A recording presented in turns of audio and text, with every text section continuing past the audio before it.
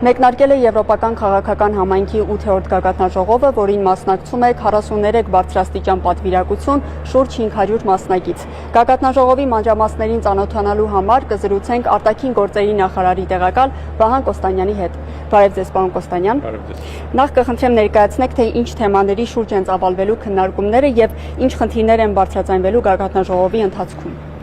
Եվրոպական քաղաքական համայնքի 8-րդ գագաթնաժողովը, որը Երևանում է տեղի ունենում, ըստ էության միախառնելու են խնդիրները, որոնք Հայաստանի համար են ազգային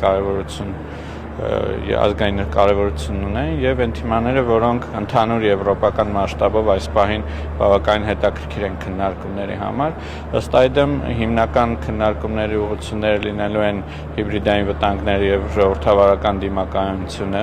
հաղորդակցությունը, կանաչ փոխակերպումը եւ էներգետիկան։ Այս գագաթնաժողովը որքանով է Հայաստանը մոտեցնում Եվրոպային։ Տեսեք, ըստ էության սա եվրոպական մայրցամաքում տեղի ունեցող հիմնական միջոցառումներից մեկն է, որը տարին 2 անգամ է տեղի ունենում, եւ այսօր կարելի ասել Հայաստանը հենց Եվրոպայի սիրտն է եւ հիմնական քաղաքական դեբատը, որը Եվրոպայում տեղի ունենում, ընդհանուր առմամբ այսօր կենտրոնացած է լինելու Հայաստանում եւ շատ կարեւոր հաղորդագրություններ հնչելու են հենց Երևանից։ Ինչ ակնկալիքներ ունի Հայաստանը այս գագաթնաժողովից հետո։ Մեզ համար շատ կարևոր է մեր միջազգային ներգրավվածության մեծացումը եւ Հայաստանի իմիջի մեծացումը։ Այս օրինակ միջոցառումները դրա լավագույն հիմքն են ստեղծում։ Գիտեք, որ այս տարի բացի Եվրոպական քաղաքական համայնքից մենք նաեւ կենսաբազմազանության կոպն ենք հյուրընկալելու եւ տարվա ընթացքում այլ կարևոր միջոցառումներ կան, մենք ունենալու ենք նաեւ Հայաստան Եվրամիություն գագաթնաժողովը, ունենալու ենք Ֆրանսիայի նախագահի պետական այցը, դրան հետևելու է նաեւ Երևանյան երկխոսություն արդեն ամենամյա դարձած միջոցառումը եւ ըստ էության մենք փորձում ենք մեծացնել այն հորիզոնը, որտեղ Հայաստանը ասելիք ունի ընդհանրապես միջազգային հարթակներում, բարձրացնել նաև Հայաստանի տեսանելիությունը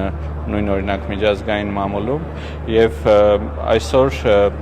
տեսնում ենք, որ դա իրականություն է դառնում։ Արդյոք գագաթնաժողովի ավարտին նախատեսվում է համատեղ հայտարարության ընդունում եւ ինչ է այն ենթադրելու։ Եվրոպական քաղաքական համայնքի ձևաչափը ինքնին չի նախատեսում ընդհանուր համատեղ հայտարարությունների ընդունում, սա երևի հենց այն կարևոր տարբերություններից է, որը ունենք այս ձևաչափում, ի տարբերություն այլ ձևաչափերի, եւ այստեղ սա ավելի շատ հարթակ է հանդիսանում եւ եվրոպական քաղաքական համայնքը մտքերի փոխանակության համար, շատ հաճախ երբ տարբեր պատվիրակություններ կենտրոնանում են ինչ-որ տեքստերի համաձայնեցման վրա, ժամանակ ուղղակի չի մնում բաց եւ անկեղծ երկխոսություն ծավալելու եւ քննարկումներ ունենալու, իսկ այս ձևաչափում հենց առավելապես կենտրոնացած ենք հենց այդ երկխոսության եւ քննարկումների վրա։